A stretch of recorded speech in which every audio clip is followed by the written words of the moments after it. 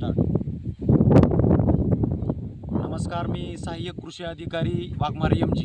तर आज आपण नांदुर्गा या गावामध्ये आहेत.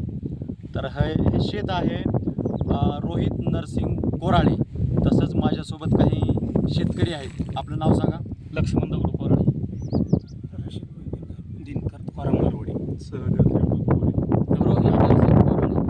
एवढे शेतकरी आज आपण या ठिकाणी या शेतामध्ये प्रात्यक्षिक बघण्यासाठी आलेले आहेत. तर हे जे रान आहे, तर थोडंसं यांच्याकडे करा. हे यांचं शेत आहे आणि येणाऱ्या खरीप हंगामामध्ये यांनी या ठिकाणी सोयाबीन पेरणार आहेत. तर आपल्याकडं मुख्यतः सोयाबीन आणि तूर हे प्रमुख पिकं असल्यामुळं यांनी या क्षेत्रामध्ये सोयाबीन पेरणी करण्याचं ठरवलेलं आहे.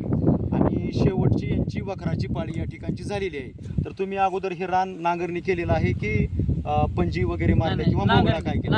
नांगरणी केलेली आहे. आणि नांगरणी करून नंतर तुम्ही पाळी घातले, पाळ्या घातलेल्या. किती पाळ्या झाल्यात साधारण? ट्रॅक्टरवर एक आणि बैलावर दोन. एक बैलावर 2 आणि ट्रॅक्टरवर 1 अशा पद्धतीने या शेतामध्ये त्यांनी पाळी मारलेली आहे.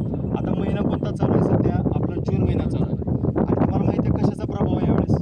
एल नॅनोचा प्रभाव, एल निनोचा प्रभाव आहे. म्हणजे काय आहे यावर्षी? दुष्काळाची चिन्ह आहे. दुष्काळाचे चिन्ह म्हणजे काय आहे थोडक्यात की ऑगस्ट सप्टेंबरमध्ये काय होणार आहे? पाऊस काळ थोडा कमी असणार आहे. म्हणजे त्यावेळेस पावसाचं प्रमाण कमी असल्यामुळे ज्यावेळेस सोयाबीन फुलावर येईल किंवा सोयाबीनला पाण्याची आवश्यकता असणार आहे, त्यावेळेस जर समजा पावसाचा खंड पडला तर तो खंड पडलेला त्याच्यावर कशी मात करायची, तर याच्यासाठी आपण हे प्रात्यक्षिकाचं या ठिकाणी आयोजन केलेलं आहे. ह्यांचे हे बैल आहेत त्यांच्याकडं. आता बऱ्याच शेतकऱ्याकडे ट्रॅक्टर आहेत, तर ही गोष्ट ट्रॅक्टरवर सुद्धा आपण सरी मारू शकतो. परंतु आम्ही या ठिकाणी काय केलं, थोडंसं या ठिकाणी आला तर हे कोळप आहे किंवा ह्याला डुबा काय म्हणता तुम्ही ह्याला? कोळप आहे. तर या कोळप्याला आपण काय केलं आहे, थोडं खालच्या साईडनं कपडा बांधलेला आहे आणि थोडंसं दावं बांधून आपण ही फास बांधून टाकलेली आहे. तर याच्यामुळं काय होणार आहे, आपल्याला ह्याला न दाबता फक्त धरून चालायचं आहे. आणि चलत असताना साधारण 15 ते 20 फूट अंतर आहे. 15 ते 20 फूट अंतरावर उथळ अशा प्रकारच्या सऱ्या मारून आपण घेत आहोत. एकदम उथळ सऱ्या बघू शकता. इकडे थोडंसं सरी दाखवा, इकडं हळूवारपणे. हां, तर हा पूर्व पश्चिम आणि दक्षिणोत्तर. तर दक्षिणोत्तर यांच्या शेताचा उतार आहे. म्हणजे समजा उत्तरेकडून त्यांच्या जर शेतामध्ये पाऊस पडला तर ते दक्षिणेकडे वाहून जातं. म्हणून सुरुवातीला आपण उत्तर दक्षिण अशा प्रकारे सऱ्या मारून घेतल्या आणि नंतर पूर्व पश्चिम मारून घेतल्या. म्हणजे जेणेकरून उताराला पडणारं जे पाणी आहे ते पूर्व पश्चिम मारलेल्या सरीमुळं थांबेल. आणि याचा अजून एक महत्त्वाचा फायदा असा आहे की ज्यावेळेस पाऊस पडेल, पहिला पाऊस पडल्याच्या नंतर ह्या सऱ्या ज्या आहेत त्या सऱ्या अशाच राहणार नाहीत.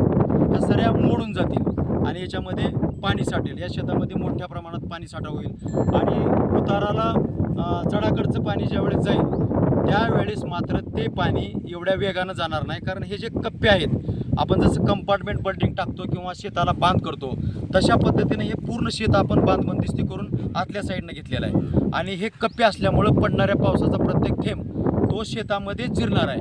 म्हणजे यांच्या उताराला त्या ठिकाणी पाणी जाणार नाही. पाणी ज्यावेळेस उताराला जात असतं त्यावेळेस ते पाणी पळत असताना सर्वसाधारणपणे पाणी हे माती घेऊन वाहत असतं, म्हणजे मातीची धूप होते.